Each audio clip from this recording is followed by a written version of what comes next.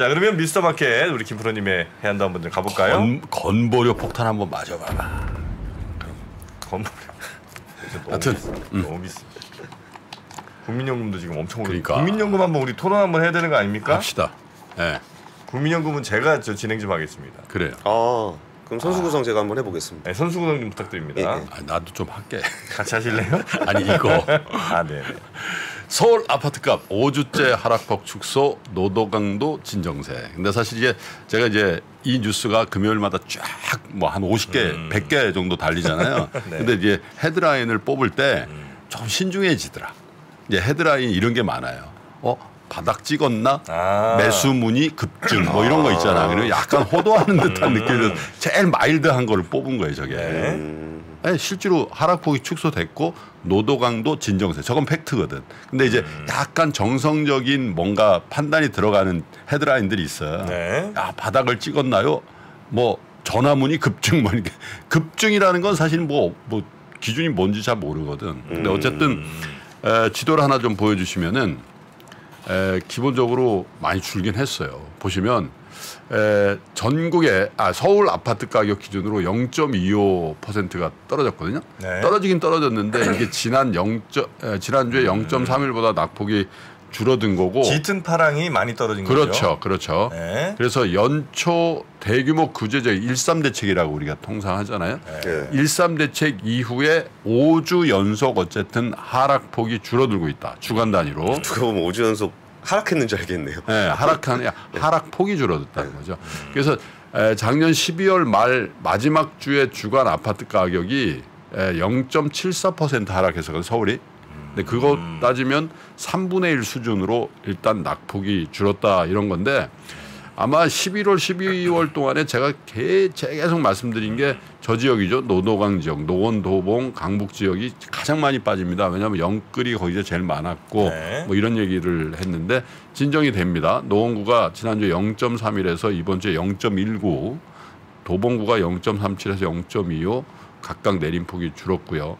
그리고 이제 양천구 같은 경우도 0.18에서 0.17, 뭐 미세하게 서대문도 0.24 하락폭이 감소했는데 오히려 서초 강남은 지난주보다 낙폭이 조금 벌어졌습니다. 그러네요. 그 다음에 이제 급매물 소진 속도가 굉장히 빨랐던 송파구가 0.26에서 0.19.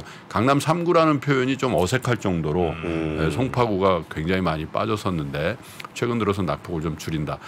뭐 전국적으로 가장 많이 빠진 데는 아시는 것처럼 인천입니다. 경기도 인천인데 경기가 0.5 그리고 인천이 0.39 이렇게 빠져서 낙폭이 좀 줄었는데 어쨌든 전국적으로 보면 경기도와 인천이 낙폭이 가장 큰 곳 중에 하나인데 물론 뭐 세종 같은 데들은 뭐 당연히 네. 더 많이 빠지면 1.0%가 빠졌고요.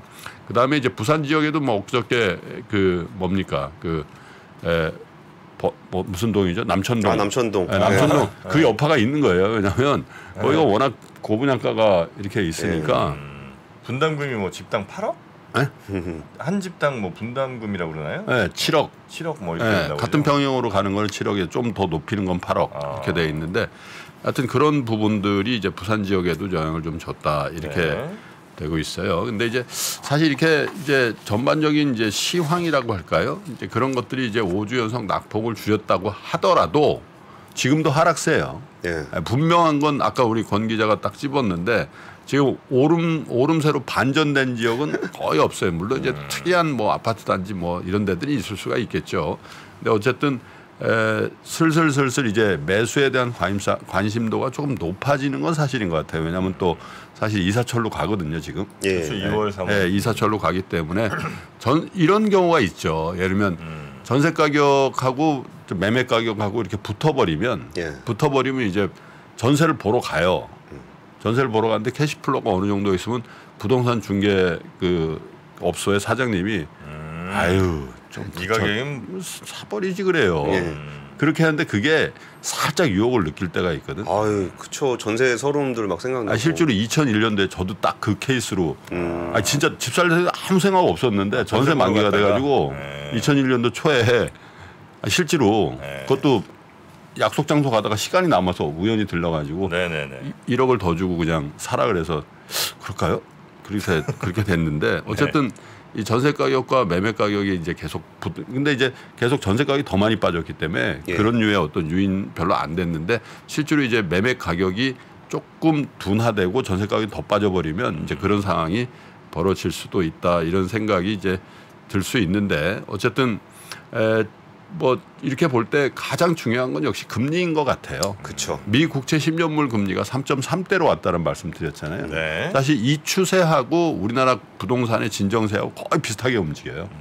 또 연장해 보면 원달러 환율도 영향을 주는 것 같아요. 그렇죠. 그러니까 사실은 미시적인 어떤 경제 대책이나 부동산 대책도 영향을 줍니다. 여기 제가 말씀드린 것처럼 13 대책 이후에 5주 연속. 근데 이제 13 대책 때문에 그런 건지 그 동안 계속 낙폭이 컸기 때문에 자율 반등인지 그건 모르는데 어쨌든 추세를 보면 아파트 가격만 약간 진정된 게 아니죠. 사실 1월만 놓고 보면 주식시장은 화랑이었잖아요. 네, 주식시장은.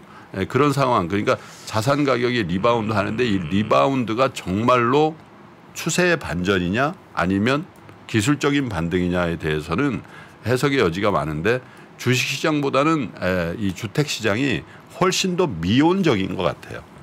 시황의 어떤 변화를 인식하는데 왜냐하면 오른 게 워낙 많이 올랐기 때문에. 그렇죠. 그래서 주식시장은 뭐 바닥이다. 예를 들면 지난번에 뭐 2100 레벨, 2100 어느 정도 레벨이 바닥이라는 거에 대해서 대부분 공감도 있고 그 정도까지 만약에 혹시라도 빠지면 나 사야 되겠다고 생각하는 분들이 굉장히 광범위하게 퍼져 있는데 주택시장만큼은 그렇지 않은 것 같다라는 그런 얘기들 많이 하고요. 그다음에 이제 거래량 지표가 이제 가장 중요한 것 같아요. 그렇죠. 그래서 바닥권에서 거래량이 좀 늘고 그리고 급매물 같은 것들이 소화되는 모습들이 나와줘야 되는데 아직까지는 거래가 이제 추세 반전했다라고 얘기하기는 사실은 약간 미약한 거 아니냐 이런 생각들도 듭니다. 그래서 부동산은 뭐 우리 정 프로가 집으로란 프로그램에서 자세하게 이번 주에 나가죠. 이번 주에 나갑니다. 네, 그래서 한 주간에 혹은 뭐 두 주간의 동향 그리고 최신 뉴스들 플러스 이제 우리 부동산의 여러 고민들이 또 있지 않습니까? 그 사례들을 또 저희가 고민 해결까지. 그래서 한 가지 마지막으로 정책하는 당국에 제언을 드리자면 이렇게 글로벌 부동산 시장의 조정을 깊게 받을 때 이런 정도 수준에서 빨리 집 없는 뭐 예를 들면 젊은 층을 비롯해서 이런 분들에게 집을 안정적으로 살 수 있는 그분들을 위한 공급 대책을 지금 내줘야 된다는 거죠. 그래서 이런 분들이 이런 기회에 집을 장만할 수 있는 그런 정책들을 빨리 내서 집이 오른다고 해서 또 집이 빠진다고 해서 너무 이 사회적으로 반반으로 나눠가지고 이렇게 갈등 구조가 생기지 않도록 그런 조치들이 좀 있었으면 좋겠습니다. 전 주변에 집 사시는 분들 보면은 그 집이라는 거를 자꾸 투자 관점으로만 자꾸 얘기를 많이들 하시는 것 같은데 실수요가 굉장히 많잖아요. 뭐 이사라든지 학교라든지 그게 되게 많아요. 그래서 이사 가고 싶은데 그 전에 거래량이 전혀 없어서 거래를 못 하시는 분들이 굉장히 많거든요. 그럼 그런 분들의 거래가 반영이 되면서 주가가 가격이 하락하는 모습들도 나타나요. 그래서 부동산을 뭐 단순히 투자 관점으로만 보는 게 아니라 정말 실수요 이사 가시는 분들 내가 다른 데 거주해야 되는 사람들의 입장으로 이런 시장을 좀 보게 되면은 거래량이 어느 정도 좀 있어줘야 움직일 수 있는 거거든요. 뭐 투자든 간에 좀 진중하게 공부를 좀 하신 다음에 좀 하셨으면 좋겠다. 부동산도 사지 마시고. 저도 사실 뭐 김프로 지금 지나가다가 사셨다면서. 훅 사긴 했는데 근데 운이 좋은. 근데 그래서 그 훅 사가지고 그 추위에 떨면서 20년을 살고 있잖아요. 21년 동안. 네, 2001년도에 샀으니까 한 아파트 단지에.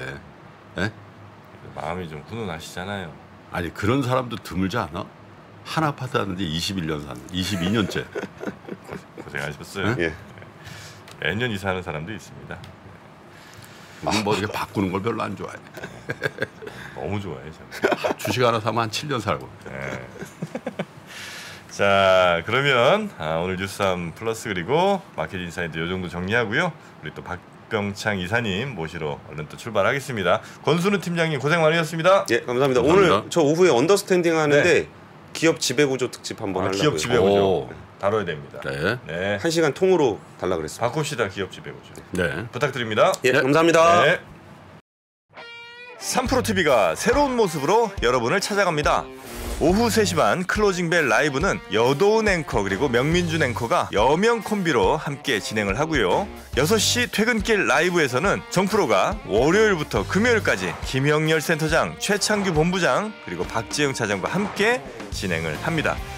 그리고 글로벌 마켓 전문가 이주호 앵커가 글로벌 라이브를 더욱 알차게 만듭니다. 2월 6일부터 새로워지는 3프로TV 다시 한번 많은 관심 부탁드립니다.